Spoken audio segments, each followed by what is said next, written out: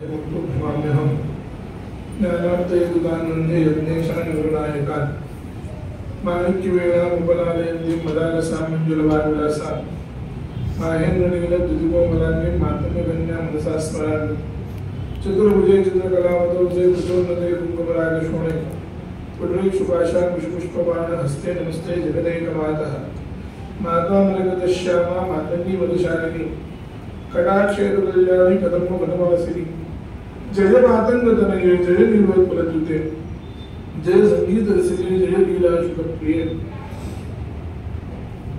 उपासनेला दृढ चालवावे गुरुदेव संताशी सदा लवावे सत्कर्म योगे वय घालवावे सर्वामुखी मंगल बोलवा गोपाल कृष्ण भगवान की जय।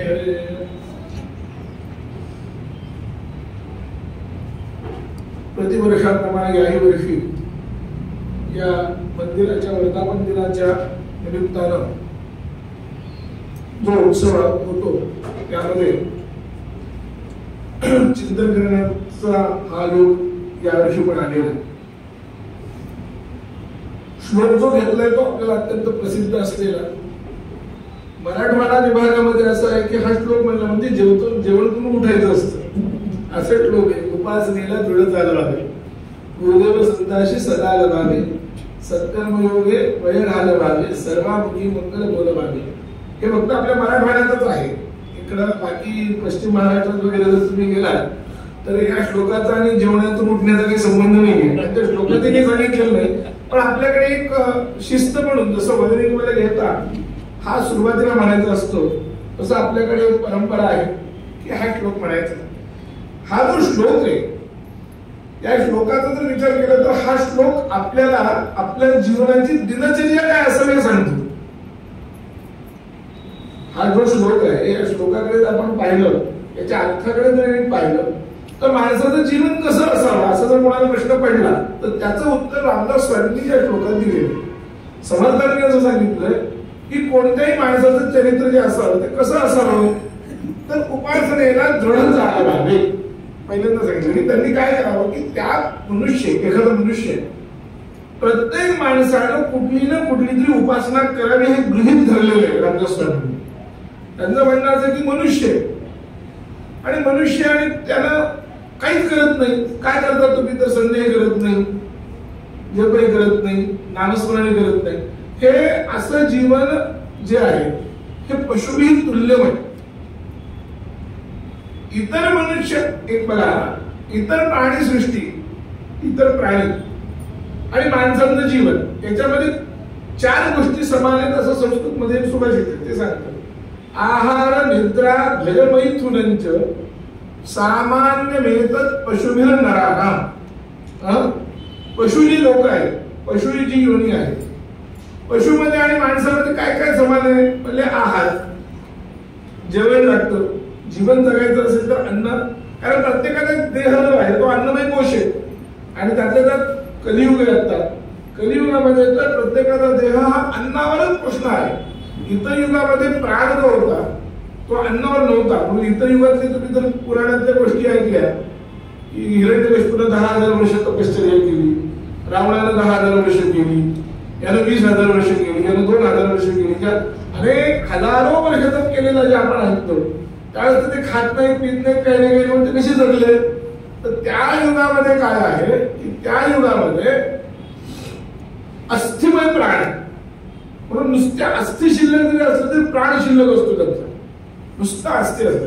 पण तसं कलियुगात नाही, कलियुगामध्ये मात्र जो प्राण आहे तो मात्र अन्नमयच आहे, त्यामुळे आहार लागतच आहे। तो पशु असो किंवा मनुष्य असो, तो मनुष्य कोणताही असो म्हणा, तो विद्वान अविद्वान सामान्य जो मोठा वगैरे काय असलं तरी आहार लागतं।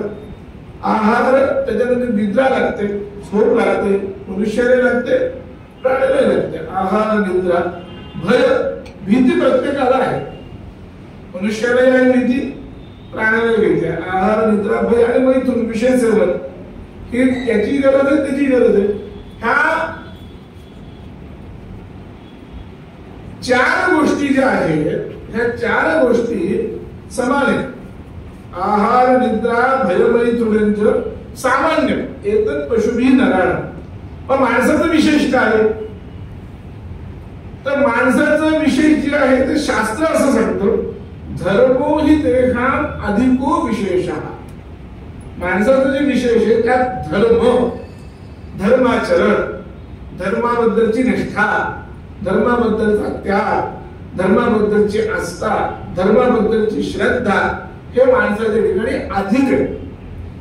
एरवी जर विचार केला तर मी मागे उदाहरण दिलं असेल की नाहीतर माणसापेक्षा पशुपाल चांगले असतं. तसं जर विचार केला तर त्यांना शिस्त असते, माणसाला शिस्त नसते. हा एक लक्षात ठेवा. मी नेहमी एक उदाहरण देतो की मुंग्यांना रांग लावा म्हणून सांगावं लागत नाही. मुंग्यांची किती व्यवस्थित रांग असते, इथून तिथून रांग असते. मुंग्यांना तुम्ही सांगता का रांग लावा म्हणून? माणसाला रांग लावा म्हणलं ते लावतात का? नाही. सामान्यपणे संध्याकाळ झाली, सायंकाळ झाली तर इतर पशु पक्षी हे काय करतात? आपल्या घरट्याकडे जातात. माणूसच एकमेव असं की घराला तोंड करून बाहेर फिरायला जातो. एकमेव असं आहे की म्हणजे काय झालं? तसा जर विचार केला तर माणसापेक्षा शहाणं कोण जर म्हणलं तर पशुच आहे. माणसापेक्षा विचार जर केला त्यांना एक शिस्त आहे, त्यांचा एक वेळ आहे. तर पण हे जरी असलं, भाषा सुद्धा तुम्हाला सांगतो त्यांची एक आहे. माणसाचं भाषा हे वैशिष्ट्य असं पण म्हणतो. बोलणं हे माणसाचं वैशिष्ट्य आहे. आधुनिक पद्धतीने आपण चिंतन केलं तर माणसाचं वैशिष्ट्य काय? बोलणं.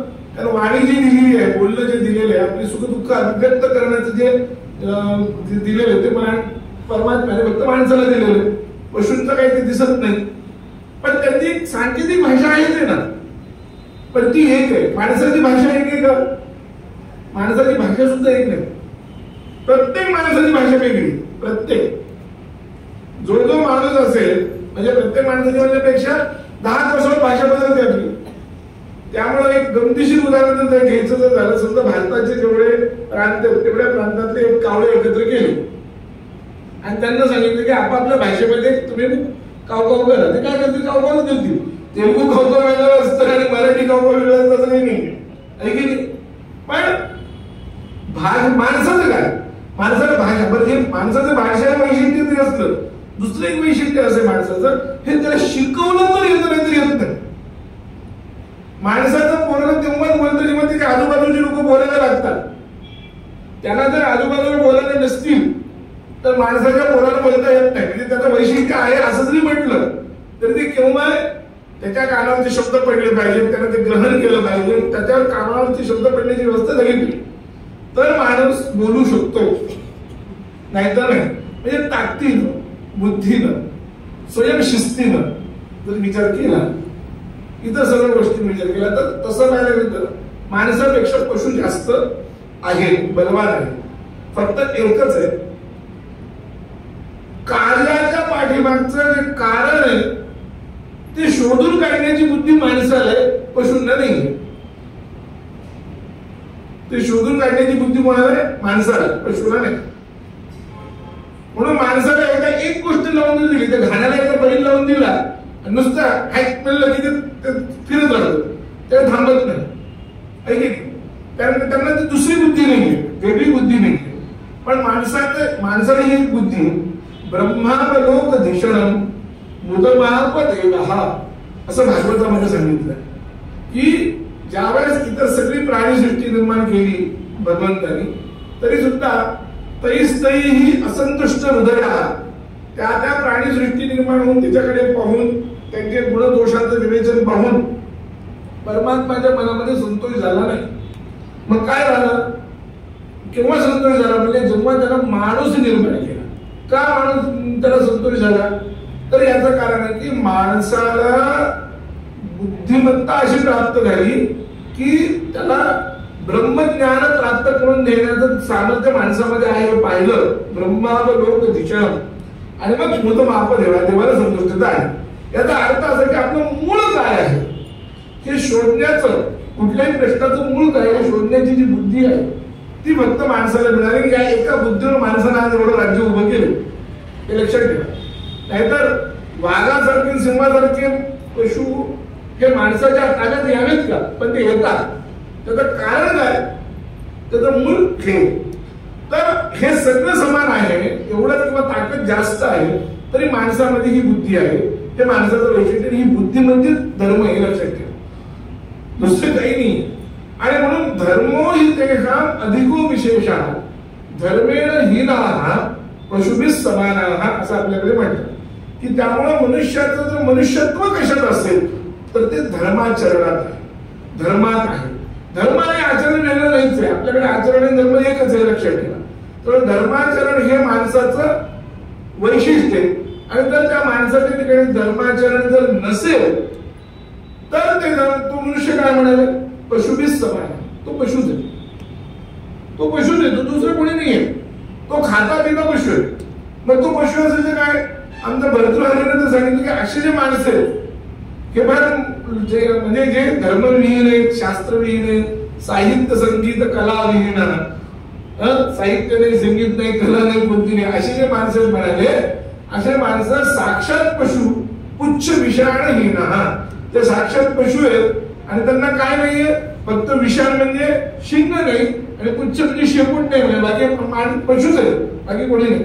अशी त्यांना त्याची भलावण केलेली. याचा अर्थ काय की मनुष्याच्या जीवनाचं मुख्य जर मनुष्याला मनुष्य म्हणून जर जगून घ्यायचं असेल, मनुष्यपणा ज्याला म्हणतात, तर तो जो आहे तो धर्म आहे. आणि त्या धर्माशिवाय माणसाच्या जीवनामध्ये काही अडचण नाही. आणि तो एकदा धर्म त्याच्या जीवनात प्रतिष्ठित झाला की मला मात्र त्याच्या इतकं चांगलं करायचं. म्हणून मनुष्य सगळी शास्त्र, सगळी पुराण, सगळ्यांचं सांगण्याचं तात्पर्य तिथंच आहे की तुम्ही जीवनामध्ये पहिले तर धर्म आचरण करा. तोच हा श्लोक सांगतो की उपासनेला दृढ चालला. धर्माचा भाग म्हणजे उपासना, कुठली तरी देवतेची उपासना असली पाहिजे. आणि ती उपासना कशी असावी, रोज करतो म्हणून करावं असं नाही, दृढ असावी असं रामदास स्वामी म्हणतात या श्लोकामध्ये. कशी असावी उपासना, कशी चालवावी, दृढपणे चालवावी. दृढ या शब्दाचा अर्थ असा आहे की एखादी उपासना करायची म्हटलं, एखादं नियम करायचं म्हटलं तरी सुद्धा पुष्कळ वेळा काही निर्णय येतात. रोजच्या रोज एखादं काम करणं म्हणजे तुम्हाला जर 7 दिवसाचा उत्सव करणं हे खूप सोपं आहे. 7 दिवसाचा उत्सव करणं खूप सोपं आहे. वर्षभर मंदिर चालवणं अवघड आहे. तर रोज तिथलं काय नवीन अडचणी येतील, एखादी गोष्ट रोजच्या रोज करणं वेगळं आहे. म्हणजे ते कसं आहे की जसं त्या चतुःसीमेवर जे सैनिक असतात की त्यांचं जीवन जसं असतं, कधी काय वेगळं सांगता येत नाही, 3-3 मरण म्हणतात की नाही, तसं हे उपासनेला दृढ चालवण्याचा दृढ शब्दाचा अर्थ आहे की काहीही प्रसंग आला, किती प्रसंग आपल्याकडे किती दृढ होतं. तुम्हाला मी सांगतो की महाभारताचं युद्ध आपण सगळ्यांनी पाहिलं. आता युद्धाच्या सारख्या प्रसंगात सुद्धा महाभारतामध्ये अर्जुनाचे 2 ठिकाणी असे उल्लेख आहेत की अर्जुनानं सूर्यास्त होतं म्हणले की संध्याचा वेळ आली की त्यानं मान खाली ठेवले आणि पहिल्यांदा त्यानं काय केलं, संध्या केली. आता युद्धाच्या ठिकाणी पाणी कुठं होतं, पाणी नव्हतं, पण त्यानं मातीला अर्घ्य दिले. सूर्याला जे अर्घ्य दिले ते कशाला दिले, मातीला दिले. एका ठिकाणी मातीच्या अर्घ्याचा उल्लेख आहे आणि एका ठिकाणी वायूच्या अर्घ्याचा उल्लेख आहे. म्हणजे याचा अर्थ काय, किती दृढ चालवावं. आता युद्ध प्रसंगी, युद्धासारख्या बिकट प्रसंगात सुद्धा त्यांनी त्यांची उपासना सोडली नाही. संध्या ही जी आहे ब्राह्मणांसाठी, ब्राह्मणांना सर्वात मोठी उपासना कोणती, तर आमचे गुरुजी किंवा सगळे जेवढे दत्त महाराज कवीश्वर पण होते, दत्त महाराज कवीश्वराकडे जर कोणी अनुग्रह मागायला गेलं, महाराजांना जर कोणी अनुग्रह मागायला गेलं तर महाराज अनुग्रह ब्राह्मण जर असेल तर त्याला शक्यतो देत नसत. त्याला सांगायचे तुम्हाला संध मुंजी झाली तुमची, म्हणजे गायत्री हाच अनुग्रह तुम्हाला, दुसरं काही नाही. एवढं भक्त करा म्हणायचे महाराज, एवढं केलं की तुमचं जीवनाचं जाते. आणि खरंच आहे, ब्राह्मणाला संध्या जी आहे ती 3 काळची संध्या सांगितली, ती एकदा ब्राह्मणाने केली, तेवढंच भक्त केलं, तेवढ्या याच्यावर ब्राह्मणाचं संपूर्ण आयुष्य चांगलं राहतं. म्हणजे कोणता ब्राह्मण पूजतो असा प्रश्न तुम्ही जर मनुस्मृती काढली आणि मनुस्मृतीमध्ये श्राद्धाला ब्राह्मण कसे बोलवायचे याची विवरण आहे. ते असे असावेत, अग्निहोत्री असावेत, वेदात ध्येय झालेले असावेत, अमुक असावेत, तमुक असावेत, हे सगळं सांगितलं. पण आता या सगळेचकडे सगळेच उपलब्ध असतात असं होत नाही. काही ठिकाणी आता जे उपलब्ध होते त्यातूनच आपल्याला करावं लागतं आहे की नाही. धर्मशास्त्राने त्याचा विचार केला पण त्यांनी एक गोष्ट निरखून सांगितली, निरखून. ते म्हणजे एखादा विद्वान माणूस आहे, खूप विद्वान आहे, पण तो आचारहीन आहे, तो धर्माचरण करत नाही. आणि दुसरा एक माणूस आहे, तो अत्यंत मूर्ख आहे, फार काही येत नाही त्याला, म्हणजे काही येत नाही, फक्त गायत्री मंत्र येतो. असे दोघं आहेत. या दोघांपैकी तू कोणाला बोलवायचं? शास्त्र असं सांगतं की या दोघांपैकी तू फक्त गायत्रीचा जप करतो त्याला बोलव. गायत्री मंत्र सारोटी वरम विप्र सदा शुची. याचा अर्थ उपासना जो करतो, धर्माचरण करतो, आचार प्रबलो धर्म, आचार परमंतपहा. मनुष्याचं परमतप काय झालं असेल तर तो आचार, परमतप उपासना ही रोज केलीच पाहिजे.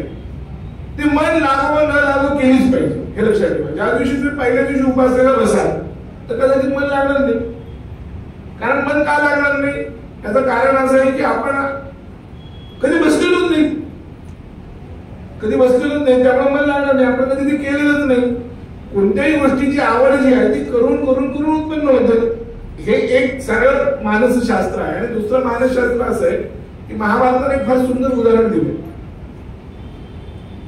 एखादी खोली बंद आहे, खूप दिवसाची बंद किंवा खूप वर्षाची बंद आहे, 1 वर्ष 2 वर्षापासून ती खोली बंदच आहे, पण तिच्यात कचरा झाला असेल की तुम्ही ज्यावेळेस ती खोली उघडाल आणि कचरा काढाल तर एकदम कचरा उडेल की तिथं, ती धुराला सगळं उडेल की नाही.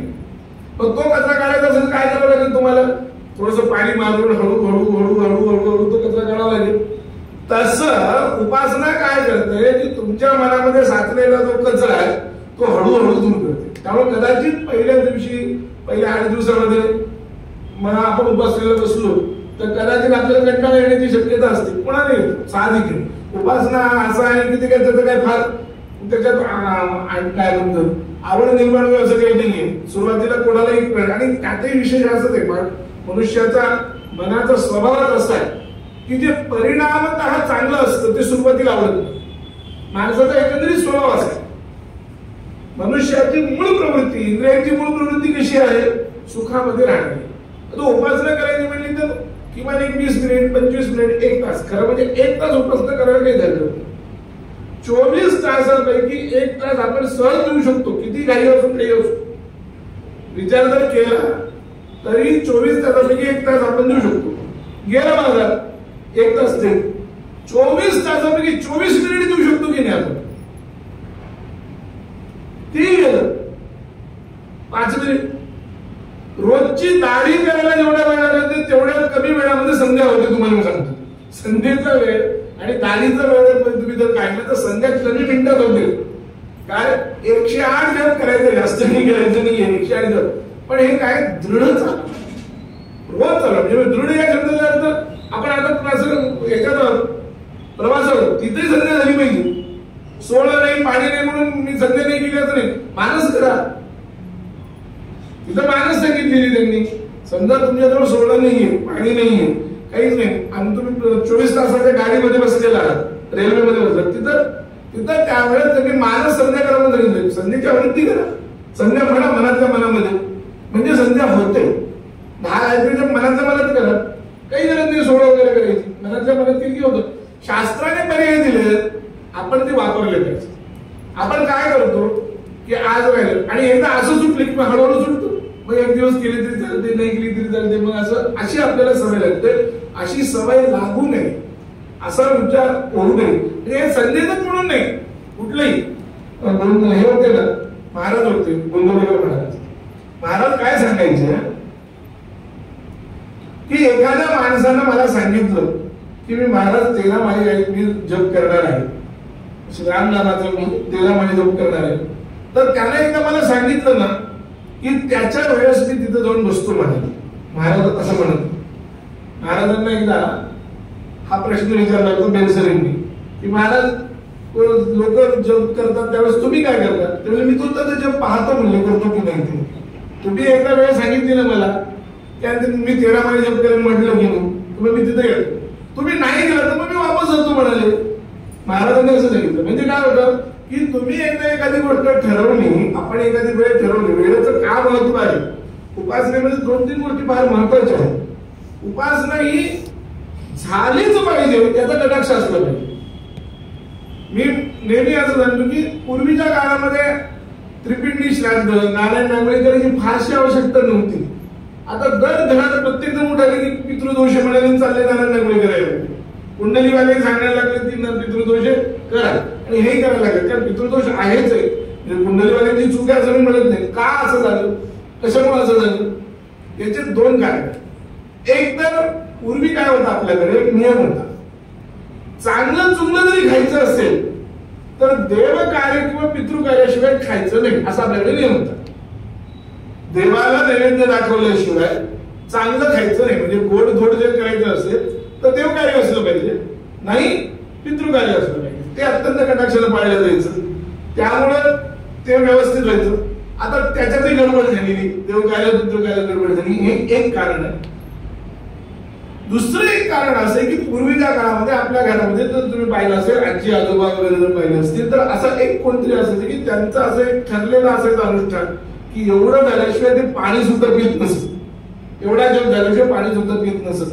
असा एक तरी माणूस प्रत्येक घरात होतो पूर्वी, साधारणपणे होतो. त्यामुळे काय होतं की त्या माणसाच्या पुण्याच्या प्रभावानं तुमचे सगळे दोष थांबत होते. वास्तू उठत नव्हतं, काही होत नव्हतं. वास्तू कुठं, किचन कुठेही असायचं, काही असायचं. पूर्वी कुठं वास्तू नव्हतं घर बांधलं, त्या लोकांचं काही प्रगती झालीच नाही, त्यांना घर मिळालंच नाही, का त्यांचे जीवन गेलेच नाही असं नाहीये. त्या सगळ्यांचं हे सगळं झालं. का झालं, ह्या सगळ्याच्या पाठीमागे त्या लोकांची असलेली घरातल्या एका पुण्यवान माणसानं, एक पुण्यवान जास्त नाही, तो असा पुण्यवान असायचा, ते फक्त घरच नाही, तसा पुण्यवान जर माणूस एखादा असायचा गाव वाचतं, हे लक्षात ठेवा. शास्त्रामध्ये काय सांगितलंय, त्रिकाल संध्या करणारा एखादा माणूस जर असेल, एकच माणूस, तर गावावर येणारी आपत्तीच नष्ट होते. हे बघा, विचार करा, गावावर एक गाव वाचवण्यासाठी एक माणूस असा मृतो, एवढं होतं. त्याचं महत्व त्या माणसाचं सांगितलेलं पुण्यवान. अशी माणसं पूर्वी घराघरात असायची. आता आहेत का? आता आपल्याला तशी माणसंच दिसत नाही. का नाही दिसत, त्याचं कारण आपण काय केलं की उपासनेला दृढ चालवावे हे फक्त म्हणायलो, ऐकत नाही, करत नाही. त्यामुळे जीवनाचं सगळं सार, तुम्ही किती विद्वान आहात, तुम्ही किती मोठे आहात, काय आहात, त्याला काही महत्व नाही. सर्वात महत्व जर कशात असेल तर ते उपासना. तुम्ही उपासना कोणतीही देवाची करा, अमुक एकाची करा असं काही आपल्याकडे शास्त्र नाही. हिंदू धर्माला तेवढा मोठा लवचिक आहे. तुम्हाला कधी भूता शेताची करायची असली तरी चालते, भगवंतांनी सांगितलेलंच आहे. तामसवृत्ती असेल भूता घेताची करा, पण भूता घेताची करू नका, त्याला फार कल्याण होत नाही. त्यांना काय होतं, शेवटी आपला हेच होतं. ज्याला कल्याण करावं असं वाटतं त्यांना या पंचायत शंकराचार्यांनी, भगवत पूज्यपाद आचार्यांनी सगळ्या देवतांचा विचार करून पंचायत देवता आपल्याला दिलेली. विष्णू, शंकर वगैरे, सूर्य आणि पंचायत देवता. त्या दत्त जे आहेत हे तिन्ही देवतांचा अवतार आहे. त्यामुळे या जे जे देवता आहेत त्यातला कुठले दत्त घ्या, श्रीराम जयराम जय जयराम घ्या, दिगंबरा दिगंबरा, शोभावल्लभ दिगंबरा घ्या, जे नाव आवडतं ते घ्या. आता आपल्याकडे विचार करा, भगवंताची नावं किती आहेत आपल्याकडे? 1000 आहेत आणि प्रत्येक देवाचे 1000 नाव आहेत. तुम्ही जर मुस्लिमांच्या गेला, मुस्लिमांमध्ये 99 नाव आहेत, त्याच्यावर 100 पण नाव नाही, माहिती का? त्यांच्या ह्याच्यामध्ये तेवढीच नाव आहेत. किती ते 99 नाव आहेत. आपल्याकडे 1000 नाव. का? कारण 1000 रूपाला आपण पाहिले. विष्णू सहस्रनाम जे आहे आपल्याकडे, त्या विष्णू सहस्रनामातलं एक एक नाव एक एक ऋषीने सिद्ध केलंय. यानी नामानी गौणानी विख्यातानि महात्मनः ऋषीभिः परिगीतानि तानि वक्ष्यामि भूतये. भीष्माचार्य त्याला सांगतात, कोणाला युधिष्ठिराला सांगतात की जी नाव आहेत ऋषीभिः परिगीतानि, ही जी मी नावं सांगतोय तुला, ही जी 1000 नावं सांगणार आहे विष्णू सहस्रनामाची, ही माझ्या मनाची नाहीये. ही काय केले? ऋषीभिः परिगीतानि, ऋषींनी सिद्ध केलेली. म्हणजे एकेका नावाचं एक एक ऋषी आहे. म्हणजे 1000 ऋषींनी एवढं तप करून विष्णूचं नाम सिद्ध केले. यातलं कुठलंही नाव घ्या तुम्ही. राम नाम जर सहस्रनामाचं तुल्य रामनाम घ्या, पण काही घ्या, राम नाम घ्या, पण एक नियम ठरवा. आणि एकदा नियम ठरवला ना की जर नियम चुकला तर आपल्या मनामध्ये भीती वाटली पाहिजे की महाराजांना मी आज खोटं बोललो, आपल्या सद्गुरूंना मी खोटं बोललो पाहिजे, आपल्या मनामध्ये आलं पाहिजे. हे लक्षात ठेवा. समोरचं जे काय आपल्या घरामध्ये फोटो आहे, आपल्या घरामध्ये जे काही देवता आहे, काय जे असेल तिथं जा, तिथं नमस्कार करा, त्यांना सांगा की मी आजपासून हे करणार आहे. तर 13 माळ नाही होत ना, 1 माळ करा ना. उपासना खूप मोठी करावी असं नाहीये, खूप करावी असं नाहीये, पण ती दीर्घकाळ करावी आणि निरंतर करावी असं आहे. उपासना करत असताना काय सांगितले, तर तू दीर्घकाळ नैरंतर्य सत्कारा सेवितो दृढभूमी.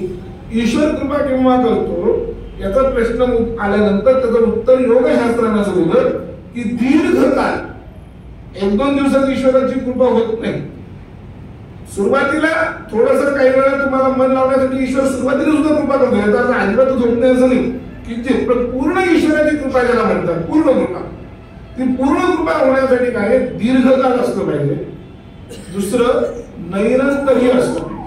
म्हणजे आज केलं उद्या नाही केलं चालत नाही, किंवा आज सुट्टी होती म्हणून बसले 10,000 जप केला, उद्या एकही माळ केली किंवा एकच माळ केली असंही चालत नाही. हे लक्षात घ्या. निरंतरता म्हणजे कसे, प्रवाह समान असला पाहिजे, अखंड, जसं ते नदीचा प्रवाह असतो की अखंड चालत असतो. नैरंतर्य. सत्कार, सत्कार म्हणजे काय, अत्यंत आदरपूर्वक. आदरपूर्वक म्हणजे तुमची ती दृढ भावना असली पाहिजे त्या फोटो समोर, त्या मूर्ती समोर. तुम्हाला असं वाटतं की मूर्ती प्रत्यक्ष माझ्या समोर आहे, भगवंत आहे, आणि तिला सांगितलं पाहिजे तुम्ही जे कराल तुमची उपासना जे काय. आता हे जरी जमत नाही, जप काही जणांची काय असते, जप करण्याची प्रवृत्तीच नसते. काही जणांची अशी असतं की ते जपायला नसतं की झोप येते. काही जणांचं होतं. यासाठी भगवद्गीतेने फार सोपं सांगितलं, यत् करोषि यदश्नासि यत् जुहोषि ददासि. एक नियम करा, तुम्हाला मी सांगतो, सोपा नियम सांगतो की हा तर नियम असा इतका विशेष आहे की तुम्ही जे कर्म कराल, झोपलात तरी, झोप हे पण कर्म आहे, हे लक्षात ठेवा. खाणं हे पण कर्म आहे, उठणे कर्म आहे, चालणे कर्म आहे. जे जे कर्म कराल ते ते कर्म परमात्म्याला अर्पण करा, संपला विषय. कृष्णार्पण म्हणा, जेवण झालं, जेवण बसलं कृष्णार्पण म्हणा, जेवण झालं कृष्णार्पण म्हणा, झाडून काढलं कृष्णार्पण म्हणा, काही मिळत नाही. तुम्ही जे काम कराल घरातलं, कारण प्रत्येकालाच काही तेवढा वेळ बसण्याची शक्यता आहे असं नाही. काही वेळा पुष्कळ वेळा असं होतं की बसता येत नाही, त्यामुळे बोलता येत नाही, काही जणांना उच्चार होत नाही, काही जणांना बसता येत नाही, काही जणांना झोप येते, प्रत्येकाची भूमिका वेगळी असू शकते. त्यासाठी हा एक उपाय कोणता, यत् करोषि यदश्नासि. भगवंतन फार सोपं राहायचं, जे तू करशील. त्या श्लोकाचा अर्थ काय, आपण मला वाटतं बहुतेक स्वाध्यायाचे जे लोक आहेत ते जेवताना हे श्लोक म्हणतात, यत् करोषि यदश्नासि यत् जुहोषि ददासि यत् तपस्यसि कौन्तेय तत् कुरुष्व मदर्पणम्. या भगवद्गीतेनं फार सोपं सांगितलं तुम्हाला. यत् करोषि म्हणजे तू जे काही करशील, यत् अश्नासि म्हणजे तू जे काही खाशील, यत् जुहोषि तू जे काही हवन वगैरे करशील, ददासि तू जे काही देशील वगैरे, दान वगैरे देशील, यत् तपस्यसि जे काही तप करशील, तत् कौन्तेय मत कुरुष्व मदर्पणम्. ते सगळं काय आहे ते मला अर्पण कर. आपण नैवेद्यच करतो, पूजा अर्चा वगैरे करत असताना कृष्णार्पण म्हणतोच ना, अनेक कर्मणा भगवान श्री परमेश्वर प्रियतम शेवटी आपण म्हणतोच, तत्सत ब्रह्मार्पण वस्तू म्हणतोच. म्हणून हे एक सोपं सांगितलं. पण हे करत असताना जाता येतं नाम घ्यायचं एखादं, राम राम राम घ्या, श्रीराम देवराम घ्यायचे नाम 13 अक्षर घ्यायची इच्छा नाही होत, किंवा दत्त दिगंबर 18 अक्षर खूप लांब झालं, दत्त दत्त घ्या. पण काहीतरी घ्या, काहीतरी नियम करा, काहीतरी नियम ठरवा. नाही तर नियमाशिवाय जर म्हटलं तर तुकाराम महाराज म्हणतात की नियमाविरुद्ध जो अन्न खातो तो पुत्र आहे. तुकाराम महाराजांचं म्हणतो नियमाविरुद्ध अन्न खाणं, देवाला न देता अन्न खाणं, देवाला नैवेद्य न देता अन्न खाणं, देवाला काही न करता अन्न खाणं, हे म्हणजे काय म्हणाले, हे शास्त्र असं म्हणते की पाप. आपण चोरी करतो असं अर्थ. त्या माणसाला कोणतं पाप लागतं तर चोरीचं पाप लागतं. ज्या घरामध्ये नैवेद्य न करता, नैवेद्य न देता जे अन्न ग्रहण करतात त्या घरामध्ये त्या माणसाला अन्न तो खातो असं म्हणत नाही. ऋग्वेद तर असं म्हणतो की तो मनुष्य पाप खातो, चोरी. आणि भगवद्गीता असं म्हणते की स्तेन एव सहा, स्तेन म्हणजे चोर आहे, तो मनुष्य चोरच आहे. जो त्या परमात्म्याच्या कृपेने आपल्याला हे सगळं मिळालेलं आहे. आपलं आयुष्य एक लक्षात ठेवा, आपलं संपूर्ण आयुष्य जे आहे, संपूर्ण आयुष्य, या कुठल्याही आयुष्यात कुठल्याही ठिकाणी कुठल्याही विचारात तुम्ही बघा, तुमचा यत्किंचितही अधिकार नाही. म्हणजे भलेही तुम्ही पैसा कमवा, भलेही तुम्ही तुमच्या पैशाचं अन्न खा, पण अन्न आता तुम्हाला खायचंय की नाही हे ठरवतं ते परमात्मा ठरवतो. नाही तर पुष्कळ वेळा असं होतं की ताटावर बसलं तरी उठून निघून जावं लागतं. प्रसंग येतात की नाही? ते अन्न जायचं की नाही जायचं तुमच्यात, ते घास केला तो घास पोटात जायचा की नाही जायचा हे कोण ठरवतं?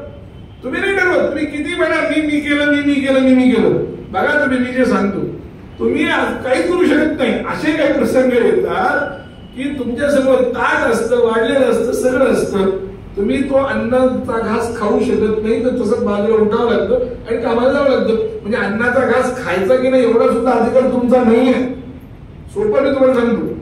आपल्या जीवनाच्या याच्याकडे जर बारकाईने जर आपण लक्ष दिलं तर आपल्या लक्षात बारकाईने लक्ष दिलं तर की खरोखरच आपण जीवनात काय करतो. आपल्याला नोकरी लागायची म्हणलं तरी 4 लोकांच्या मागे लागावंच लागतं. म्हणजे तुम्हाला नोकरी लागलं तरी तुमचं काय कर्तृत्व आहे? किती शहाणे असावं तुम्ही. देणाऱ्यांच्या हातात नोकरी असते ना, तुमच्याजवळ ते भले सर्टिफिकेट खूप असले ते त्यानं कृपा करावी तेव्हा नोकरी लागावी, त्यानं कृपा करावी तेव्हा नोकरी लागावी.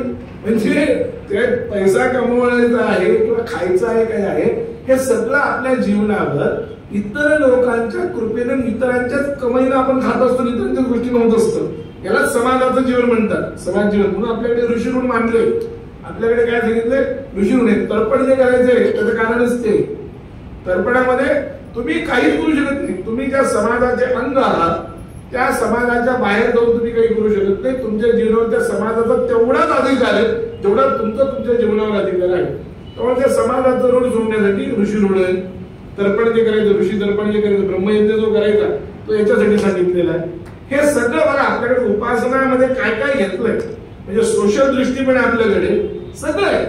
या सगळ्या गोष्टी आहेत. आणि हे सगळं का लावलंय तर याचं कारण श्वास जे आहे, श्वास, प्रत्येक माणसाचे श्वास ठरलेले, ते किती त्याने घ्यायचे हे परमात्म्याने ठरवले.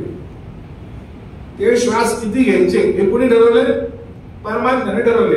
प्रत्येक काम ते परमात्मा तुम्ही कसं ठरवतो? तो काही मनाने ठरवत नाही, तेही तुमच्या कर्मामुळेच ठरतं. म्हणून म्हणले आयुष कर्मच वित्तंच विद्या निधनमेवच. ह्या 5 गोष्टी आहेत की ज्या पंचेतानि सुनिश्चितानि गर्भस्थस्यैव देहिना गर्भामध्ये ठरतात. या गर्भामध्ये जो ज्यावेळेस प्रवेश करतो जीव तेव्हा या 5 गोष्टी जातात. त्याचं आयुष्य किती म्हणजे त्याचे श्वास किती हे ठरतं. श्वासाची संख्या ठरते. आयु, त्याच्यानंतर कर्म, वित्त, विद्या आणि निधन. वित्त म्हणजे पैसा. म्हणजे ह्याचं आयुष्य किती राहणार, हा काय करणार, हा पैसा किती कमवणार, हा विद्या किती कमवणार, हा मरणार कुठं हे सगळं, किंवा मरणार निधन कोणत्या जागी मरणार वगैरे सगळं. हे सगळ्या गोष्टी कुठं ठरतात? कधी ठरतात? गर्भामध्ये प्रवेश केल्या गेले ठरतात. गर्भामध्ये प्रवेश केल्या गेल्या विद्या निधन गर्भस्थस्यैव देहिना. त्यामुळे तुमच्या हातात काहीच नाही.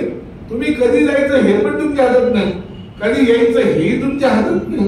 कारण आयुष्याचं याचं की श्वास घेता येणं ही पूर्णपणे परमात्म्याची कृपा. यात तुमचं काही कर्तृत्व नाही. श्वास सहज घेतला जातो, श्वास घ्यावा लागत नाही. घ्यावा लागत तर तब्येत बिघडते.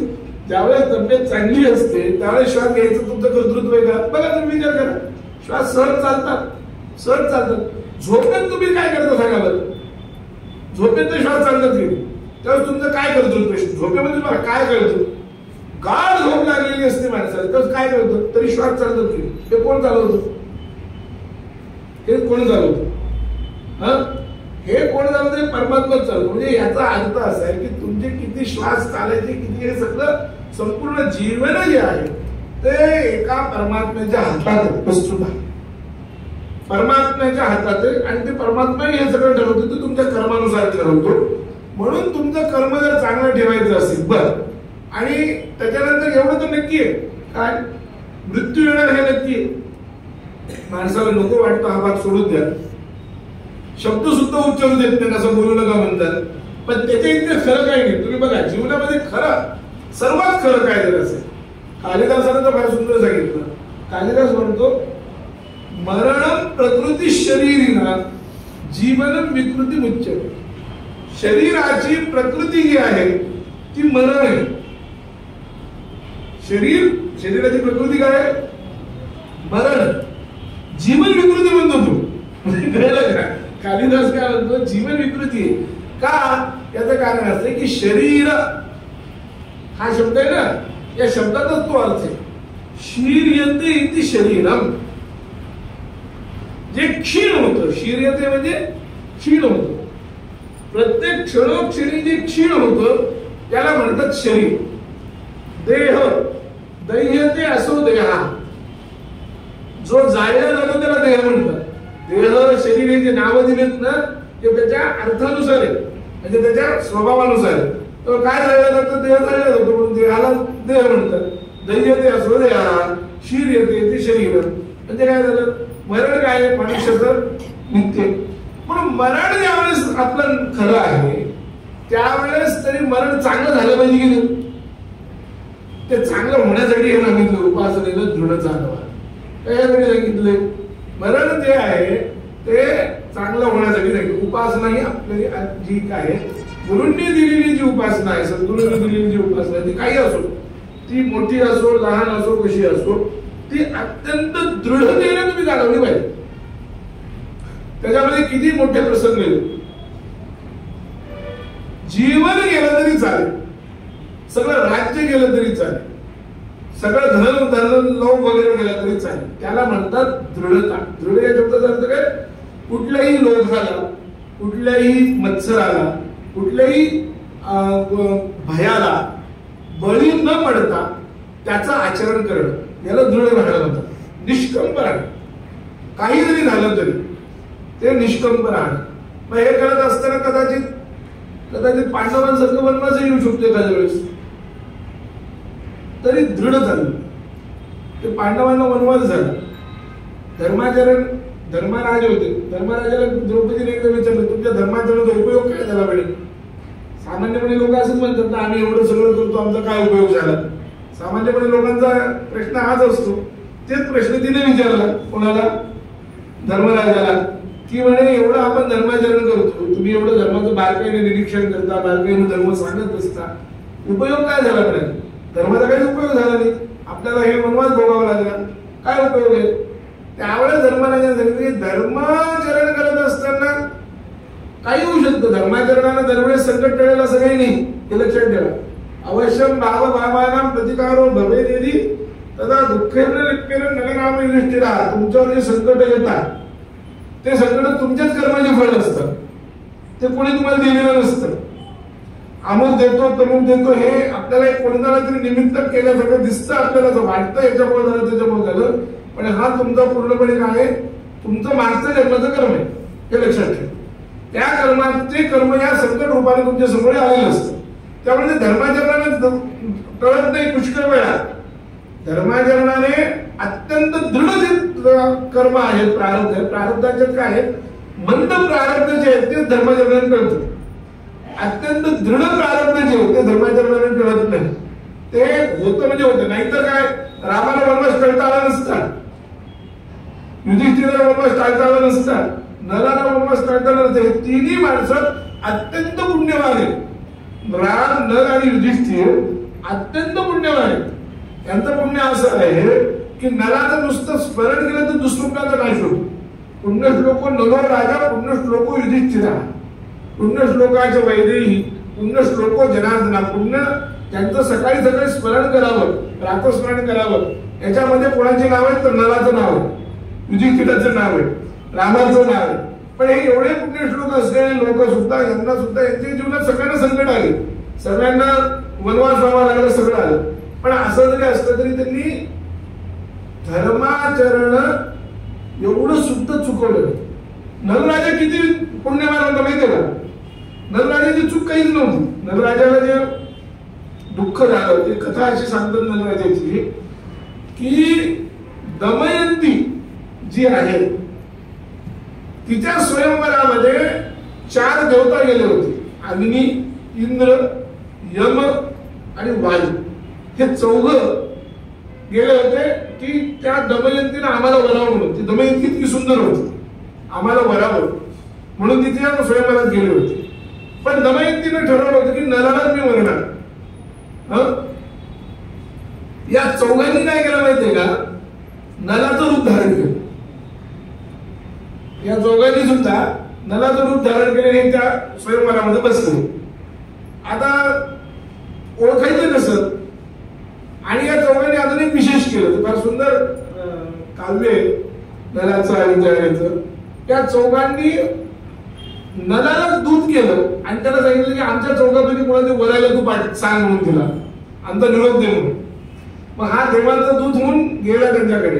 पण दमयंतीने स्पष्ट सांगितलं की मी नलालाच वरणार, दुसरं कोणाला वरणार नाही, म्हणजे तुम्हालाच वरणार आहे, दुसरं कोणाला वरणार नाही. मग या चौघांनी दुसऱ्या दिवशी, म्हणजे ज्या दिवशी हे होतं स्वयंवर होतं, त्या स्वयंवराच्या दिवशी त्या तिथं नलाचं रूप धारण केलं. 5 नल दिसायला लागले, हे 4 देवता आणि खरा नल. आता खऱ्या नलाचं कसं ओळखायचं, तर त्यात ती फार हुशार होती. दमयंतीला अत्यंत बुद्धी आणि अत्यंत चतुर होती. तिला सगळ्यांच्या पायाकडे पाहिलं. सगळ्यांचे पाय, देवतांचे पाय जमिनीला लागत नाही, ते आदर लागतात, आणि माणसाचे पाय जमिनीला लागतात. हा यातला फरक आहे. तिनं त्या पायावरून समजली की 4 देवता आहेत आणि तिनं नलालाच वरलं. देवता गेले, पण देवतांना सोडून नलाला हिनं वरलं म्हणून कलीला राग आला. कोणाला राग आला बघा, त्या देवतांना काही राग आला नाही. राग कोणाला आला, तिसरीला झाला, कलीला राग आला. आणि कलीला राग येऊन कलीनं असं ठरवलं की त्या ह्या नलाला मी राज्यातून बाहेर काढेन, म्हणजे याला वनवास भोगायला लागेल, याला दुःख मी प्रचंड देईन. पण तुम्हाला मी सांगतो की नल राजा इतका पुण्यवान होता की कलीला शिरायला 12 वर्ष लागली. 12 वर्ष त्याच्या अंगात जाय, म्हणजे त्याच्या डोक्यात फिरवाय. 12 वर्ष कली रात्रंदिवस नलाबरोबर होता. पण त्या नलाची चूकच होत नव्हती, चूकच होत नव्हती, कुठंच चुकत नव्हता तो धर्माचरणात. तेव्हा त्याचा धर्माचरणाचा प्रभाव एवढा होता, त्याची चूक होत नसल्यामुळे कलीला त्याच्या अंगात प्रवेश करता येईल. 12 वर्षानंतर कलीनं त्याने 12 वर्ष त्याला सोडलं आणि 12 वर्षानंतर एक दिवशी बारीक चूक झाली.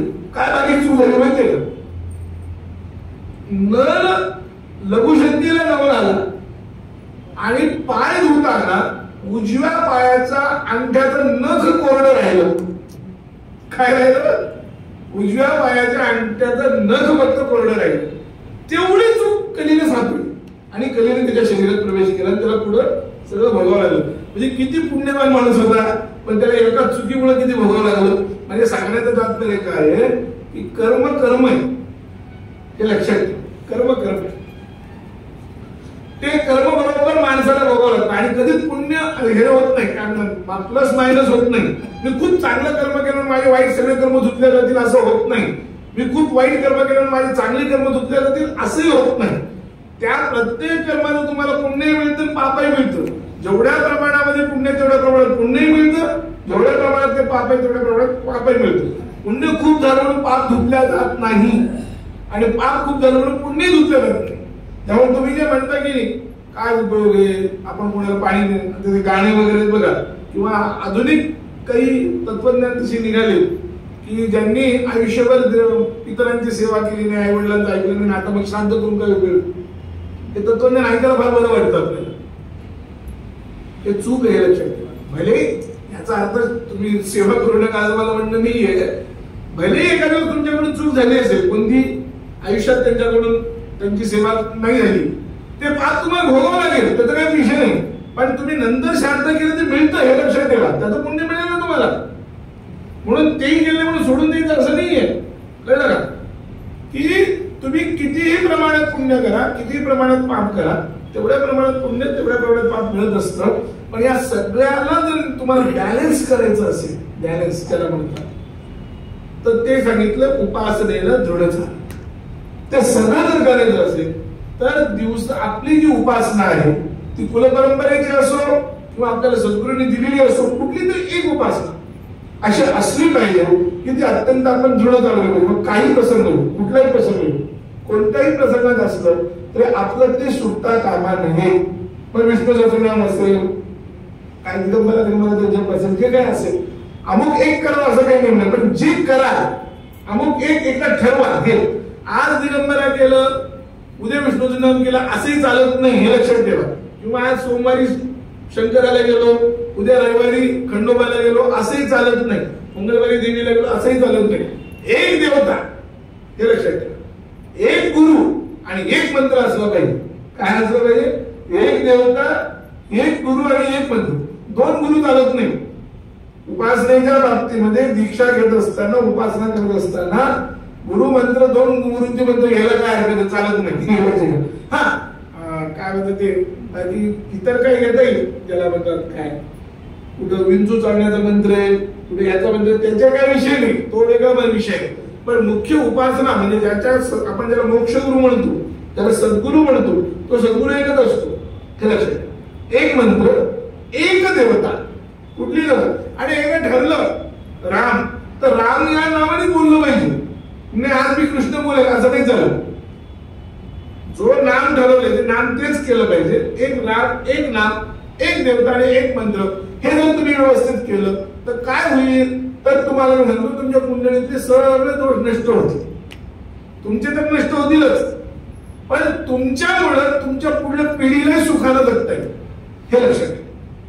कुलधर्म कुलाचार केले आणि घरामध्ये अशी चांगली उपासना जर केली, घरातलं जर सगळी वाईट शक्ती दूर करायची असेल तर सोपा एक उपाय असा एक सांगितलेला आहे की संध्याकाळच्या वेळेस रोज रात्री दिवा लावावा. तो दिवा तेलाचाच असावा. म्हणजे याचा अर्थ याच्यावर की इलेक्ट्रिकचा दिवा असू नये. काही जण काय करतात, ते देवघरामध्ये इलेक्ट्रिकचा दिवा लावतात, ते लावू नये. देवघरामध्ये आपले लाईट असतात कामा नये. तुम्ही बघा, भारताचं सुप्रसिद्ध मंदिर आहे तिरुपती, त्याच्या आज रामायणात बघत होते, तिथं काय, तिथं तेलाचाच दिवा आहे, तिथं लाईट नाहीये. का लाईट नाही? कारण ते चालत नाही. हे जे वृत्त आहे, हे प्रकाश, हा जो प्रकाश आहे, भले याने तुमचं काम होत असतील, पण शास्त्रदृष्ट्या हे मृत आहे. तेलाचं जे ते जिवंत आहे, हे लक्षात ठेवा. कळलं? त्यामुळे तेला आणि एक दुसरं महत्वाचं असं आहे की तेलाच्या दिव्यानं किंवा तेलाच्या ऊर्जेनं भूत प्रेत येत नाही. याला भूत प्रेत येतं, हा दोन्हीतला फरक आहे. याला भूत प्रेत थांबत नाही. कळलं? त्यानं थांबतात. कशानं? त्या तेलाच्या दिव्या. म्हणून तेलाचा दिवा वगैरे लावून 5000 नामस्मरण केलं पाहिजे. सगळे मग घरातले सगळे एकत्र बसायचे. घरामध्ये समजा असं असेल काय, सासूचं सुद्धाचं जमत नाही, काकाचं पुतण्याचं जमत नाही, भावाचं जमत नाही, बापाचं बोलाचं जमत नाही, असं जर असेल तर या सगळ्या काही उपाय आहे. तो कोणता? संध्याकाळच्या वेळेस एक टाइम ठरवा तुम्ही, 6 वाजता 7 वाजता काय, आणि सगळ्यांनी एकत्र बसायचं आणि सगळ्यांनी एकत्र बसून 5000 नामस्मरण करायचं. मोठ्या दिगंबरा दिगंबरा करा, श्री श्रीराम जय राम जय राम करा, कोणताही जप करा, 5000 करायचं. 6 महिन्यात घरातले सगळे प्रश्न मिटतात. सगळे प्रश्न मिटतात तुमचे. घरामध्ये काही क्लेश राहत नाही, काही नाही काही नाही काही नाही काही नाही. हे बोलत नाही, ते बोलत नाही, हे नाही ते नाही, जे काही प्रश्न की नाही ते सगळे प्रश्न मिटतात. आनंद होतो, लक्ष्मी वाढते, लक्ष्मी त्या घरात येते. लक्ष्मी त्याच घरात येते ज्या घरात संध्याकाळच्या वेळेस असं काही होतं. म्हणून जुन्या काळामध्ये आपल्याकडे संध्याकाळी दिवा लावून रामरक्षा म्हणायची पद्धत होती. भीमरूपी तरी म्हणत होते, हरिपाठ तरी म्हणत होते, काहीतरी म्हणत होते. आता ते बंद झालेलं आहे. ते पुन्हा सुरू करणं आवश्यक आहे. म्हणून उपासनेला दृढ चालावे. एक दुसरं, भूदेव संताशी सदा लावावे. संत ब्राह्मणांना नेहमी नमस्कार करायचा. एक फायदा काय, बृहत्पराशर शास्त्रामध्ये असं सांगितलंय. बृहत्पराशर ज्योतिषाचा ग्रंथ आहे. त्याच्यामध्ये असं सांगितलंय की कालसर्प सध्या तुम्ही ऐकत असाल, कालसर्प शब्द कालसर्प, तो जर नष्ट करायचा असेल तर उत्तम उपाय हा आहे, भूदेव संतांशी सदा लावावे. जो ब्राह्मण दिसेल, जो संत दिसेल, नमस्कार करायचा. संपला विषय. सोपा. नमस्कार करायला काय हरकत आहे? काही कृपया लागत नाही तुम्हाला. फक्त सदा लवावे हे मात्र आहे. सदा हे महत्वाचं आहे. दिसल्या ब्राह्मण की नमस्कार करायचे. हे केलं पाहिजे. अशाने काय होईल की तुमचे राहूचे सगळे दोष नष्ट होतात. कालसर्प शांत करायची गरज नाही, राहूचे दोष नष्ट होतात. राहूचे दोषाला काय असतं की राहूचा दोष ज्याच्या घरात आहे त्या घरामध्ये पिशाचाचं वातावरण असतं, ते नष्ट होतं. मातृपित्राचा शाप असतो, तो शाप नष्ट होतो. हे सगळं राहुलमुळे होतं, कुंडलीमध्ये दिसतं. ते सगळं नष्ट करण्याचा उत्तम उपाय म्हणजे हा. आणि दुसरं महत्वाचं म्हणजे आयुष्य वाढतं. जो नेहमी नमस्कार करणारा असतो, ह्याच्यामध्ये सांगितलं चत्वारी तस्य वर्तन्ते अभिवादनशीलस्य नित्यं वृद्धोपसेविनः चत्वारी तस्य वर्तन्ते आयुर्विद्या यशो बलम. मनुस्मृतीने काय सांगितलं की जे भूदेव संतांना नमस्कार करतात, वृद्धांची सेवा करतात, सतत अभिवादनशील असतात. अभिवादनशील या शब्दाचा अर्थ नमस्कार करण्याचं त्याचं चरित्र आहे. तो नेहमी नमस्कार करतो, प्रत्येकाला अत्यंत नम्रतेने नमस्कार करतो. आणि वृद्धोपसेविना जो वृद्धांची सेवा करतो, त्याचे 4 गोष्टी वाढतात. कोणत्या? म्हणजे आयुष्य वाढतं, तुमचं आयुष्य वाढतं. त्याच्यानंतर विद्या वाढते, आयुर्विद्या यशो बलम, यश वाढतं आणि बल वाढतं. ह्या 4 गोष्टी विद्यार्थ्यांसाठी सांगितलं खरं म्हणजे याच्यामध्ये मनुस्मृतीत. पण ते सगळ्यांनाच लागू. इथं समर्थांनी आपल्या सगळ्यांना सांगितलं की भूदेव संताशी सदा लागावे आणि आपलं जे कर्म आहे, आपलं जीवन जे आहे ते सत्कर्मात जावं, उगीच व्यर्थ आळसात जाऊ नये. हल्ली फार आपलं जीवन जे आहे आळसात चाललंय, मोबाईल पाहण्यातच चाललंय आपलं सगळ्यांचं जीवन.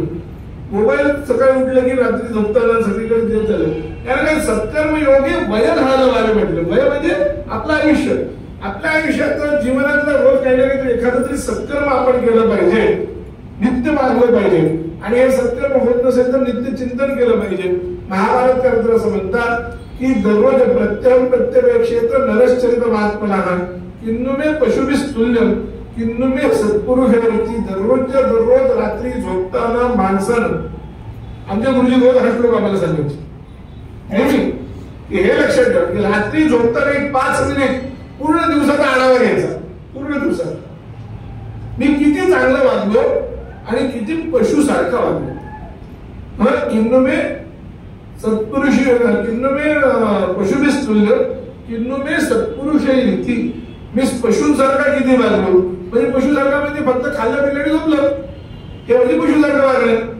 आणि सत्पुरुषासारखं वागणं म्हणजे काहीतरी कोणाला उपकार केले, काहीतरी सत्कर्म केले, काहीतरी नाम घेतले, काहीतरी जप केला.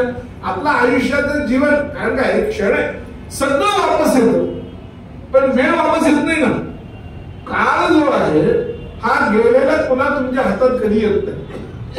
काळाचं एक वैशिष्ट्य, ते गेलं ते गेलं, ते मिळत नाही. बाकी सगळं वापस येईल तुम्हाला. म्हणजे गेलेला पैसा येतो, सगळं होतं, पण काळ येत नाही. तो काळ जो आहे तो तेवढा क्षण गेलेला आहे. तुम्हाला परमात्म्याने जे क्षण दिले करण्यासाठी, ते कशासाठी दिले?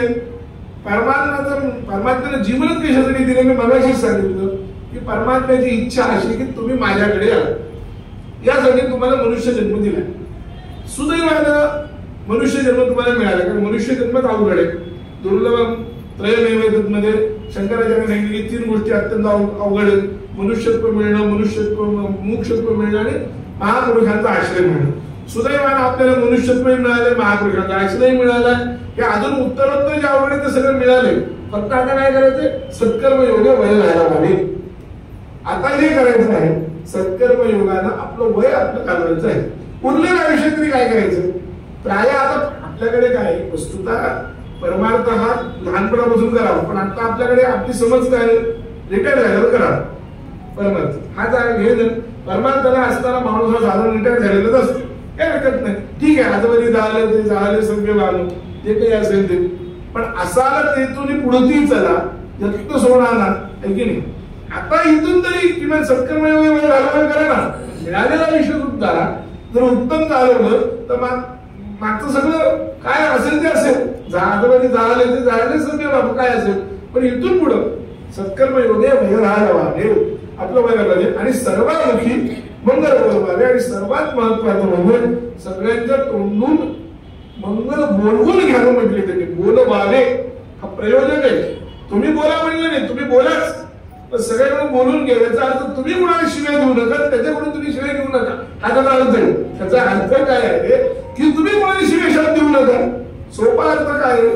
तुम्ही कोणाला शिव्याशाप देऊ नका आणि कोणाकडून शिव्याशाप घेऊ नका. म्हणजे याचा अर्थ त्याचा ऐक करू नका.